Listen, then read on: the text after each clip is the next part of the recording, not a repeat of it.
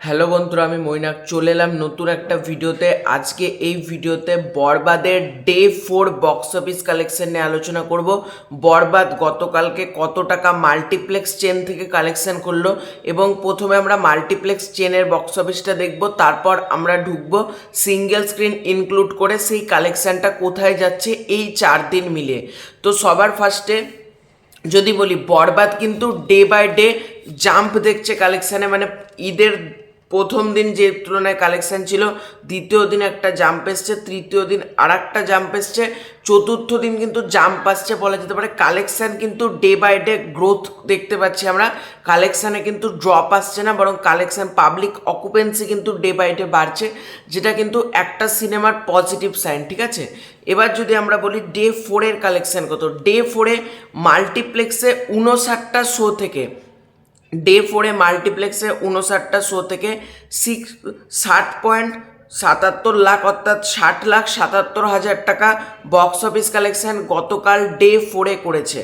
Day 4-এ 60,77,000 টাকা বরবাদ cinema collection করতে পেরেছে শুধুমাত্র 59টা শো থেকে। এবার যদি আমরা 3 দিনের কালেকশান দেখি, 3 দিনে মাল্টিপ্লেক্সের কালেকশান ছিল 1,31,00,000 টাকা। 3 দিন মাল্টিপ্লেক্স কালেকশন ছিল 1,31,00,000। তার সাথে আমরা 60,77,000 এই দুটোকে যদি ইনক্লুড করি, 1.91 CR মানে 1,91,00,000 টাকা কিন্তু বরবাদের 4 দিন মিলিয়ে বক্স অফিস 1,91,00,000 টাকা। এবার এই বক্স অফিসটাকে আমরা যদি ঠিকঠাকভাবে দেখি, প্রায় 2 কোটি টাকা কিন্তু,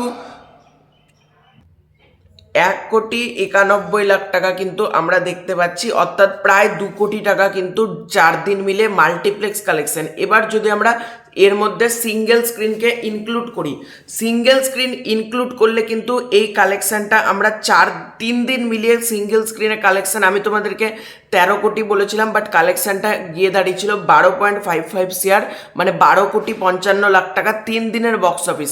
এবং কালকে প্রায় 4.5 কোটি টাকা কিন্তু কালকেও কালেকশানটা এসেছে।